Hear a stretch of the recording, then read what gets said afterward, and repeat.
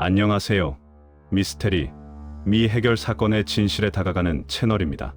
오늘은 17명을 잔인하게 살해한 후 일부 장기를 먹었던 1978년부터 1991년까지 벌어진 미러키 몬스터 연쇄 살인 사건을 파헤쳐 보도록 하겠습니다.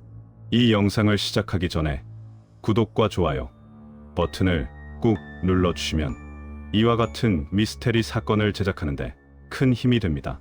끝까지 영상을 봐주시기 바랍니다. 그럼 시작하겠습니다. 때는 1991년 7월 22일 밤 11시 30분 미국 위스콘신주 미러키에 한 남성이 거리를 질주하고 있었습니다. 그의 한쪽 손목에는 수갑이 채워진 채 흔들리고 있었습니다. 그의 이름은 트레이시 에드워즈. 그는 필사적으로 달리며 경찰차를 찾고 있었습니다. 잠시 후 그는 순찰 중인 경찰차를 보았습니다. 도와주세요. 어떤 남자가 저를 죽이려고 했어요. 에드워즈는 경찰에게 다가가며 말했습니다. 자신이 방금 탈출한 아파트로 경찰을 안내하겠다고. 924번지, 북쪽 25번가 213호. 경찰이 아파트 문을 열자 역한 악취가 그들을 덮쳤습니다.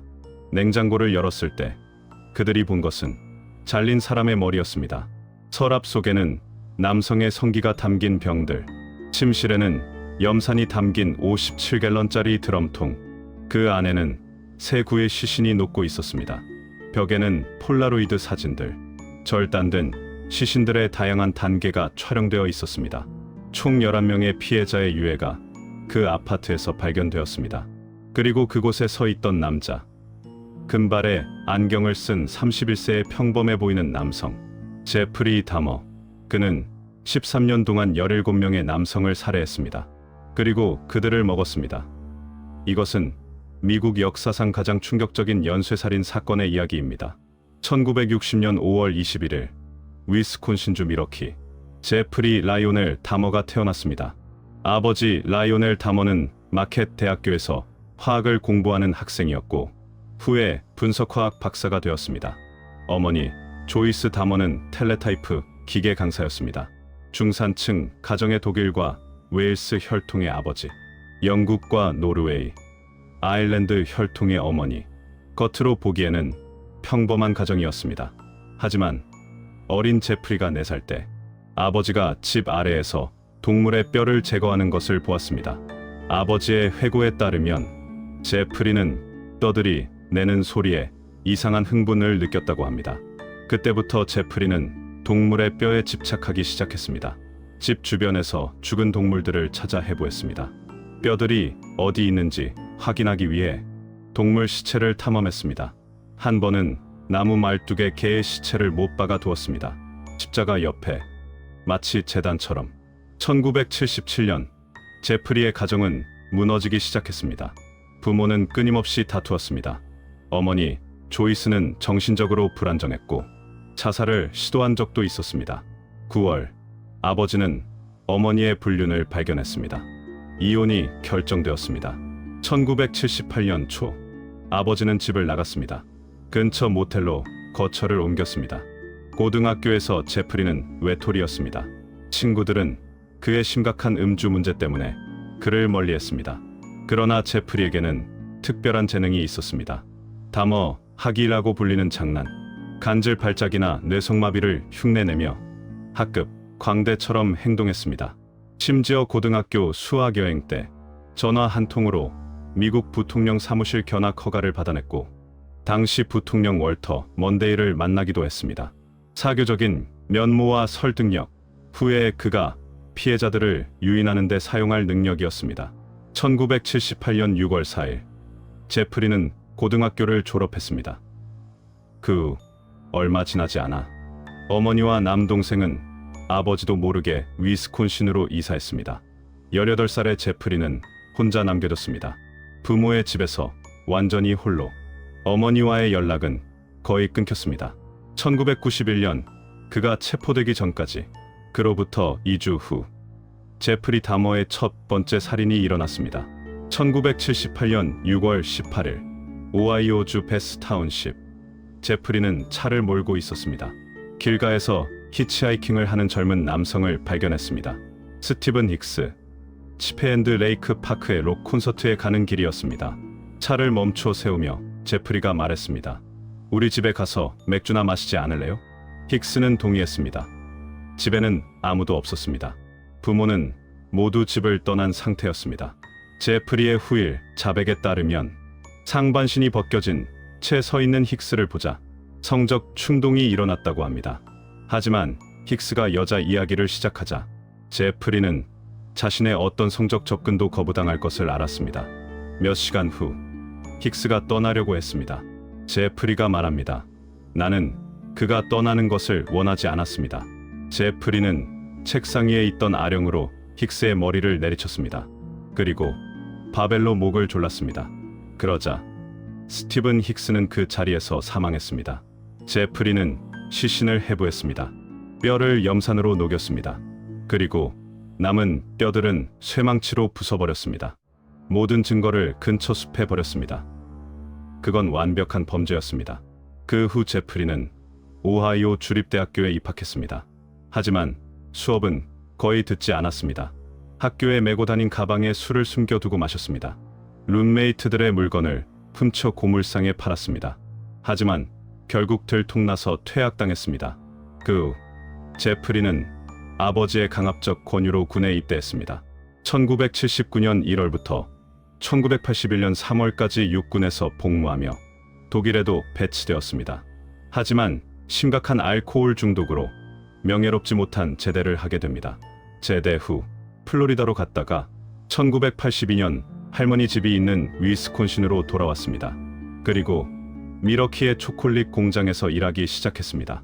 암브로시아 초콜릿 컴퍼니에서 제프리는 퇴근 후 밤에는 게이 바를 돌아다녔습니다. 놀라운 사실이 있습니다. 첫 번째 살인 후 9년 동안 제프리 다머는 단 한 명도 죽이지 않았습니다. 1978년부터 1987년까지 9년간의 공백. 이것이 의미하는 것은 무엇일까요? 연쇄살인범들은 통제할 수 없는 충동으로 살인을 저지른다고 합니다. 하지만 제프리는 9년 동안 그 충동을 억제했습니다. 군 복무, 새로운 환경, 할머니와의 동거, 이런 것들이 그를 억제했던 걸까요? 아니면 그는 스스로 통제할 수 있었지만 단지 그러지 않기로 선택한 것일까요? 1987년 9월, 결국 9년간의 침묵이 깨졌습니다. 엠베서더 호텔. 제프리는 스티븐 툼이라는 남성을 만났습니다. 다음 날 아침, 제프리가 깨어났을 때 툼이는 죽어 있었습니다. 제프리는 후에 이렇게 말했습니다. 기억이 나지 않습니다. 술에 취해 블랙아웃 상태였습니다. 하지만 그는 시신을 할머니 집 지하실로 옮겼습니다. 큰 여행 가방에 넣어서 지하실로 가져와서 해부를 했습니다. 그 후 사진을 찍었습니다. 뼈를 보관했습니다. 살인의 문이 다시 열린 것입니다. 더 이상 멈출 수 없는 문이. 1987년부터 1991년까지 4년간 16명의 남성이 죽었습니다. 제프리 다머는 완벽한 시스템을 개발했습니다. 게이바, 버스 정류장, 쇼핑몰, 주로 미러키 시내에 있는 게이바들이었습니다. 그는 매력적이었습니다. 금발의 파란 눈, 키 185cm의 건장한 체격, 예의 바르고 조용한 말투. 사진 모델을 하지 않겠습니까? $50를 드리겠습니다. 제 아파트에서 맥주나 마시면서 영화를 봅시다. 돈이 필요한 남성들, 대부분 흑인이나 히스패닉 젊은이들, 사회의 주변부에 있는 사람들. 그들의 실종은 쉽게 눈에 띄지 않았습니다. 아파트에 도착하면 제프리는 수면제를 탄 술을 건넸습니다. 피해자가 의식을 잃으면 목을 졸라 죽였습니다. 그 후 죽은 시신과 성관계를 가졌습니다. 사진도 찍었습니다. 다양한 각도에서 해부 과정의 각 단계를. 그것은 그들의 외모와 육체적 아름다움을 기억하는 제 방식이었습니다. 그들을 온전히 그곳에 둘 수 없다면 최소한 그들의 해골은 보관할 수 있을 것입니다. 제프리 다머의 말입니다. 두개골은 표백하고 칠했습니다. 성기는 병에 담아 포르말린으로 보관했습니다. 심장, 간, 근육 등 일부는 냉동고에 보관했습니다. 그리고 먹었습니다. 그들을 영원히 내 일부로 만들고 싶었습니다. 그 후에 제프리는 1988년 1월 제임스 독신스 14세 미성년자를 성폭행한 혐의로 체포되었습니다. 그러나 1989년 3월 10개월의 근로조건으로 가석방형을 선고받았습니다. 그리고 1989년 3월부터 1991년 7월까지 제프리는 12명을 더 죽였습니다. 물론 가석방 기간 중에도 근로석방으로 외출이 가능했던 시기에도 1991년 5월 27일 이날은 제프리 다머를 멈출 수 있었던 날이었습니다. 코네락 신타손폰 14세 라오스계 미국인 소년 제프리는 그를 아파트로 유인했습니다. 수면제를 먹이고 성폭행했습니다. 하지만 소년이 약에서 깨어나 나체로 거리로 도망쳤습니다. 길을 지나가던 여성 2명이 소년을 발견했습니다. 혼란스러워하고 피를 흘리고 있었습니다.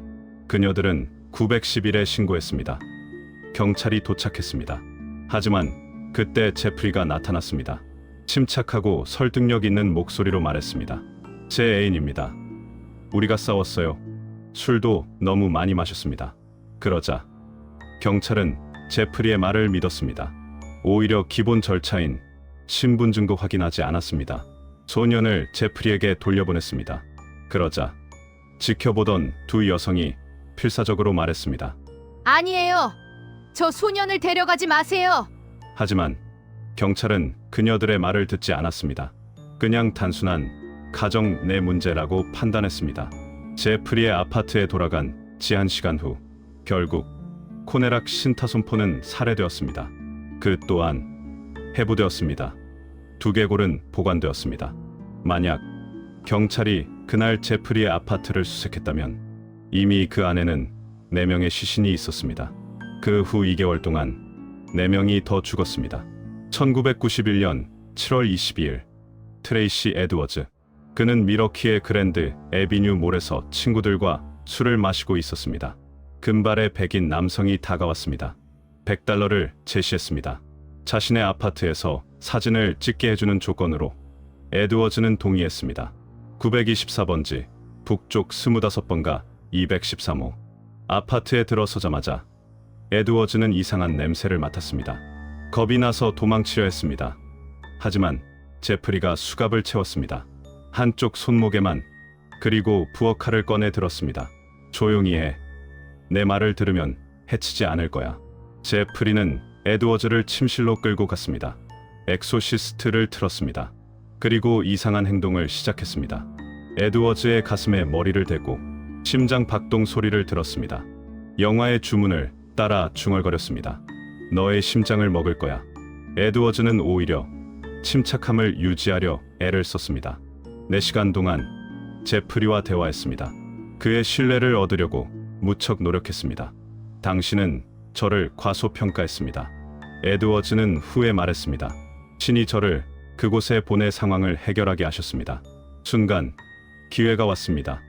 제프리가 잠시 방심했을 때 에드워즈는 그의 얼굴을 주먹으로 가격했습니다.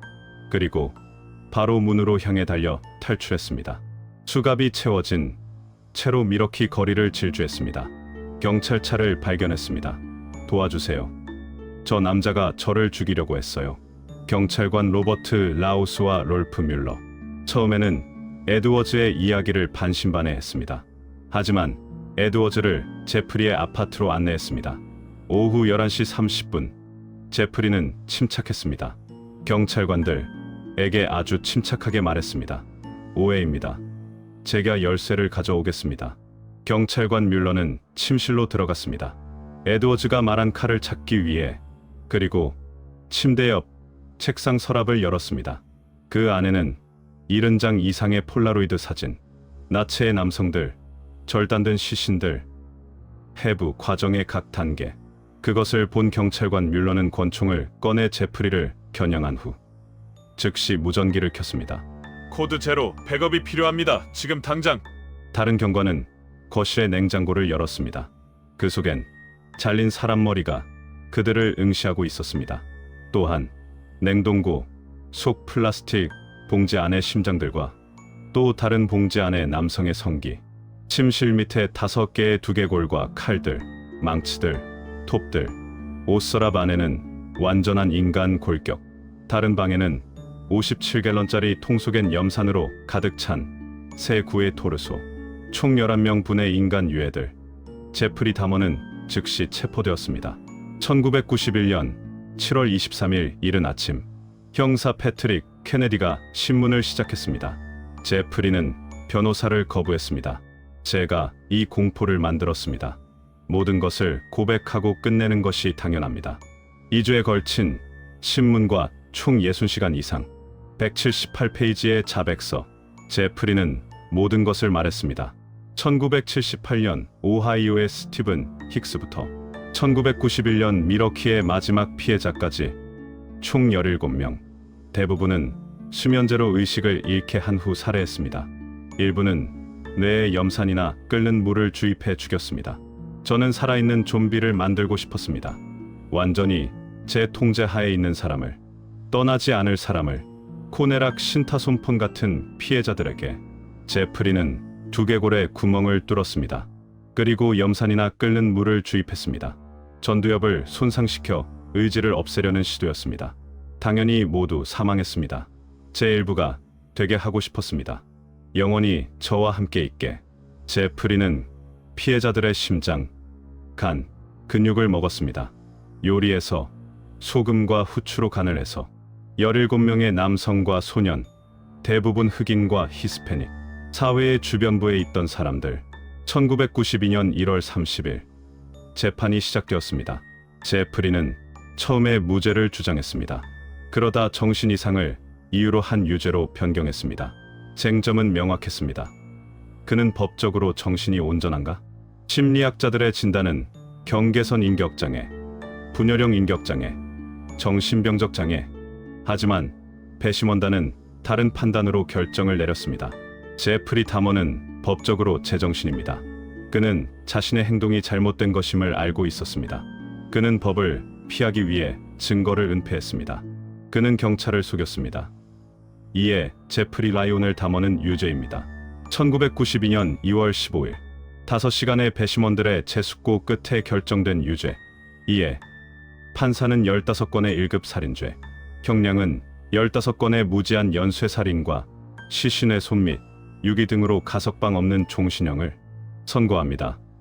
참고로 미국 위스콘신주는 1853년에 사형제를 폐지한 상태였습니다. 5월 16번째 종신형이 추가되었습니다. 1978년 오하이오의 스티븐 힉스 살인건으로. 그래서 총형량은 957년. 마지막 진술에서 제프리는 말했습니다. 저는 제가 아프거나 악마라는 것을 알고 있었습니다. 이제 저는 제가 아팠다고 믿습니다. 의사들이 제 병에 대해 말해주었고, 이제 저는 약간의 평화를 얻었습니다. 제가 얼마나 큰 해를 끼쳤는지 압니다. 신께 감사합니다. 이제 제가 더 이상 해를 끼칠 수 없게 되었습니다. 1992년 5월 제프리 다머는 위스콘신 교도소 시스템으로 이송되었습니다. 처음 1년간 그는 독방에 수감되었습니다. 안전을 위해서 다른 수감자들은 그를 증오했습니다. 1994년 7월 제프리는 일반 수감동으로 이송되었습니다. 콜롬비아 교정시설. 그곳에서 그는 청소 작업반에 배정되었습니다.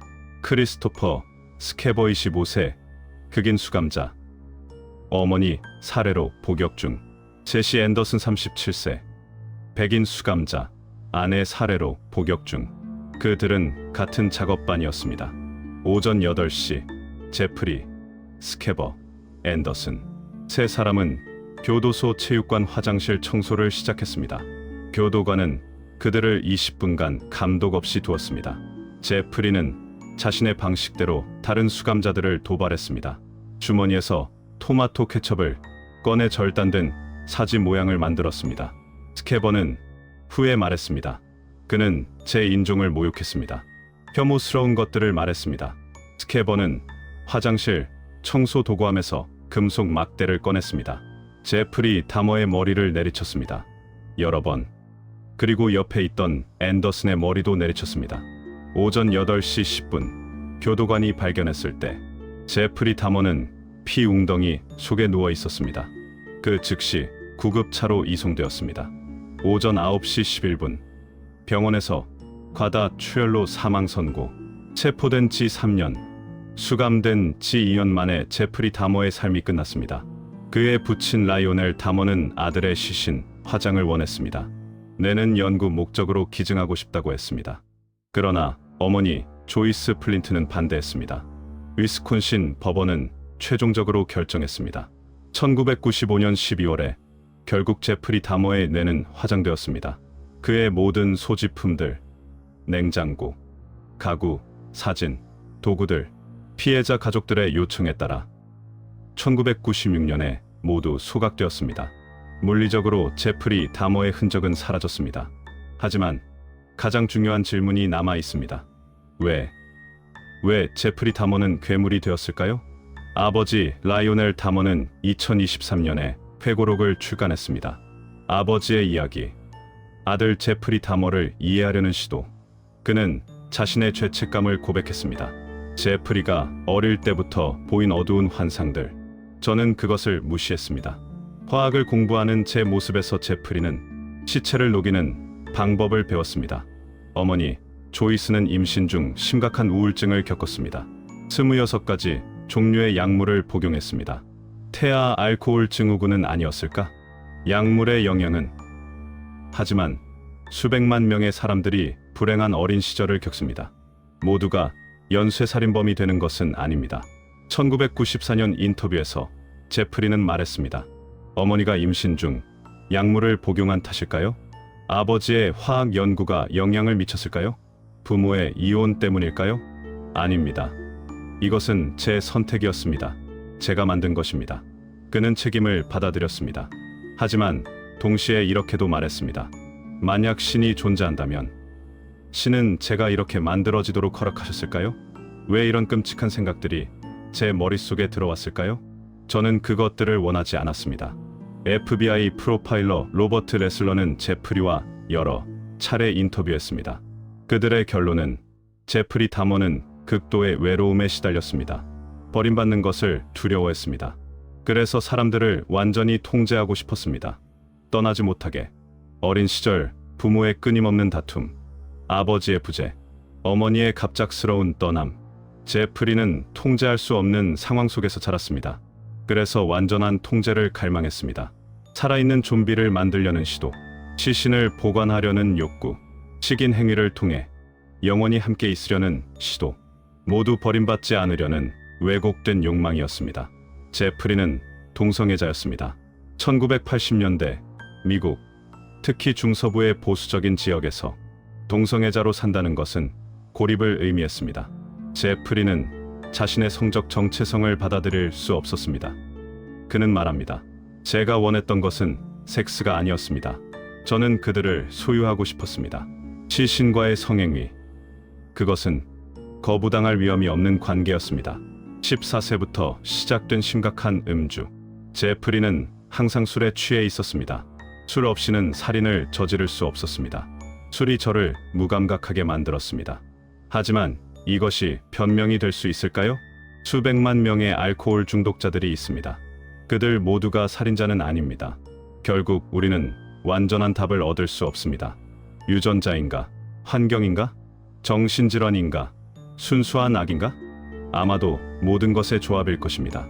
그리고 어쩌면 우리가 결코 완전히 이해할 수 없는 인간 본성의 어두운 면이 제프리 다머라는 형태로 나타난 것인지도 모릅니다. 제프리 다머 사건은 미국 사회에 깊은 상처를 남겼습니다. 피해자 17명 중 12명이 유색인종이었습니다. 흑인 커뮤니티는 분노했습니다. 만약 피해자들이 백인 중산층이었다면 경찰이 더 빨리 움직였을 것입니다. 코네락 신타손폰 사건이 이를 증명합니다. 나체로 피를 흘리며 도망친 14세 라오스 소년. 경찰은 백인 남성의 말을 믿고 소년을 돌려보냈습니다. 만약 상황이 반대였다면? 흑인 남성이 백인 소년을 데리고 있었다면? 미러키 경찰서는 결국 공식 사과했습니다. 2명의 경찰관은 해고되었다가 훗날 복직이 되었습니다. 1980년대 후반부터 1990년대 초반 에이즈 위기의 한가운데 게이 남성들은 이미 사회적 낙인에 시달리고 있었습니다. 제프리 다머 사건은 상황을 더 악화시켰습니다. 동성애자는 위험하다는 편견이 강화되었습니다. 하지만 통계는 명확합니다. 연쇄살인범의 대다수는 이성애자, 백인 남성입니다. 제프리 다머는 여러 차례 법을 위반했습니다. 1986년 음란 행위로 체포, 1988년 미성년자 성폭행으로 유죄, 1989년 10개월 근로 석방. 그 기간 동안 12명을 살해했습니다. 만약 가석방 시스템이 제대로 작동했다면, 만약 성범죄자 관리가 철저했다면 수많은 생명을 구할 수 있었을 것입니다. 제프리 다머는 대중문화의 아이콘이 되었습니다. 불편하게도 수십 편의 책과 영화들, 다큐멘터리, 2022년 넷플릭스 시리즈 괴물 제프리 다머 이야기 논란이 되었습니다. 피해자 가족들은 분노했습니다. 우리에게 허락도 구하지 않았습니다. 우리의 트라우마를 다시 상품화했습니다. 에릭, 페리, 어니스트 밀러의 사촌은 트위터에 썼습니다. 넷플릭스는 한 번도 연락하지 않았습니다. 그들은 우리의 비극으로 돈을 벌고 있습니다. 왜 우리는 제프리 다머에게 계속 매료되는 걸까요? 인간, 악의 극한을 보고 싶은 욕망? 나는 그와 다르다는 안도감? 금지된 것에 대한 호기심? 아니면 우리 안의 어두운 면을 안전한 거리에서 탐험하고 싶은 욕구일까요? 제프리 다머 사건이 우리에게 남긴 것은, 첫째, 사회적 약자에 대한 관심. 그들의 실종이 무시되어서는 안 됩니다. 둘째, 경찰 시스템의 개혁, 편견 없는 수사, 철저한 성범죄자 관리. 셋째, 정신 건강의 중요성, 조기 개입의 필요성. 넷째, 피해자 중심의 접근. 그들의 이름을 기억해야 합니다. 괴물의 이름이 아니라 17명의 남성과 소년. 그들은 단지 통계가 아닙니다. 괴물의 이야기에서 배경이 아닙니다. 그들은 각자의 꿈이 있었습니다. 가족이 있었습니다. 미래가 있었습니다. 스티븐 힉스, 18세, 1978년 6월 18일, 록 콘서트에 가는 길이었습니다. 스티븐 투미, 24세, 1987년 9월 15일, 제임스 독신스, 14세, 1988년 1월 16일, 학교에서 집으로 가는 길이었습니다. 리처드 게레로, 23세, 1989년 3월 24일, 앤서니 시어스, 24세, 1989년 3월 25일, 아마추어 모델이자 댄서였습니다. 레이먼드 스미스, 32세, 1990년 5월 20일, 에드워드 스미스, 27세, 1990년 6월 14일, 어니스트 밀러, 22세, 1990년 9월 2일, 댄서이자 지망생이었습니다. 데이비드 토마스, 22세, 1990년 9월 24일, 커티스 스트로터, 17세, 1991년 2월 18일, 할머니를 만나러 가는 길이었습니다. 에롤 린지, 19세, 1991년 4월 7일, 토니 휴즈, 31세, 1991년 5월 24일, 청각장애인이었습니다. 의사소통할 수 없었기에 도움을 청할 수도 없었습니다. 코네락 신타손폰, 14세, 1991년 5월 27일, 그의 형도 1988년 제프리에게 성폭행당한 피해자였습니다. 경찰이 그를 구했더라면. 매터너, 20세, 1991년 6월 30일, 제레미아 와인버거, 23세, 1991년 7월 5일, 올리버 레이시, 23세, 1991년 7월 12일, 미러키 주립대학교 육상 선수였습니다. 조셉 브래드홀트, 25세, 1991년 7월 19일, 제프리 다머의 마지막 피해자. 그의 죽음 3일 후, 다머는 체포되었습니다. 이들의 가족들은 지금도 고통받고 있습니다. 어니스트 밀러의 어머니 캐서린 밀러는 말했습니다. 매일 밤 잠들기 전에 아들이 겪었을 고통을 생각합니다. 그 생각은 저를 결코 떠나지 않습니다. 토니 휴즈의 어머니 셜리 휴즈는 2022년 넷플릭스 시리즈에 대해 말했습니다. 그들은 우리에게 한 번도 묻지 않았습니다. 우리 아들의 죽음으로 또다시 돈을 법니다. 언제까지 이 고통을 반복해야 합니까? 1991년 7월 22일 밤, 트레이시 에드워즈가 수갑을 찬 채 거리를 달렸습니다. 만약 그가 탈출하지 못했다면 18번째 피해자가 되었을 것입니다. 만약 경찰이 그의 말을 믿지 않았다면 제프리 다머는 계속 살인을 저질렀을 것입니다. 얼마나 더 많은 사람이 죽었을까요? 제프리 다머는 1994년 11월 28일 교도소에서 살해되었습니다. 하지만 그의 유산은 여전히 우리와 함께 있습니다. 피해자들의 가족은 여전히 아픕니다. 미러키 커뮤니티는 여전히 상처를 안고 있습니다. 우리는 이 사건에서 무엇을 배워야 할까요? 인간은 상상할 수 없는 악을 저지를 수 있다는 것, 사회의 가장 약한 이들이 가장 큰 위험에 처한다는 것, 시스템의 실패가 어떤 결과를 낳는지, 그리고 무엇보다 피해자들의 이름을 기억해야 한다는 것. 괴물의 이름이 아니라 그들의 이름을. 제프리 다머는 사라졌습니다. 하지만 17명의 생명, 그들의 꿈, 희망, 미래, 그것들은 영원히 이 세상에서 사라졌습니다. 이것은 단지 미국만의 문제만이 아닙니다. 전 세계적인 문제이기도 하지요. 점점 세상은 험하고 그에 따라 사람들의 감정 폭발도 심해진 이 세상에 다시 한번 가슴속 깊이 생각해 봅시다. 과연 우리는 다른 이가 힘들고 고통스러울 때 그냥 모른 척 피해버린 적은 없던가? 지금도 늦지는 않았습니다. 조금만이라도 힘들고 어려운 사람을 돕는 그런 이웃으로 당당하게 살아봅시다. 끝으로 이 영상을 보고 이 내용이 도움이 되셨다면 구독과 좋아요를 부탁드립니다. 여러분의 관심이 제가 또 다른 영상 제작에 큰 도움이 됩니다. 그럼 다음에도 좀 더 유익한 미스테리 영상으로 여러분을 찾아뵙겠습니다. 이상으로 저는 다큐큐였습니다. 감사합니다.